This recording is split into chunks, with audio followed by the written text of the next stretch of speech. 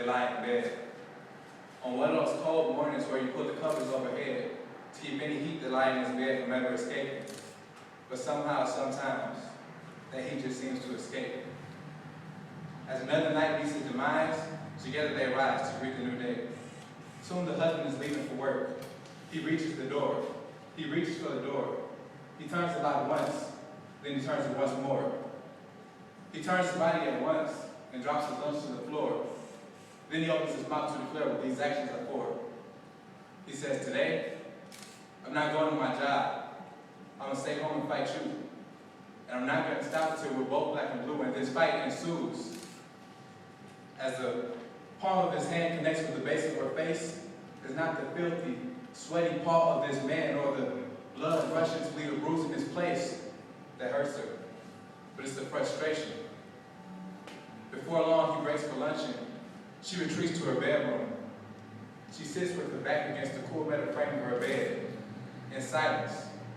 But if these walls could talk, they would shout and they would scream of all her hopes and her dreams of a happy marriage being left for dead because she decides to leave. She goes out on the back porch and over the balcony of her second-story apartment, and she stands. Her heart has told her to take fate to her own hands, so she stands. She's 12 weeks pregnant and determined for her future son to grow into a decent man, so she stands. She knows that the abusive lifestyle is not something she can stay and sit for, but she must stand against, and she stands. With nothing but the clothes on her back and a purse in her arms, she leaps into the gray October skies. She's like a lion that's leaping for the day of her pride. Geronimo! Your verbal, physical, and mental abuse may have claimed some of my self-esteem, but Geronimo, you'll never claim this hope. You won't claim this dream. Geronimo! I'll call my son a king if for no reason other than that all the women in his life will be treated as queens. Geronimo! I'm bold enough to break the chains of this vile tradition, and Geronimo! My act of jumping down will be uplifting. Geronimo! I know that this is the best thing in life that can be done for the future life of our unborn son. Geronimo!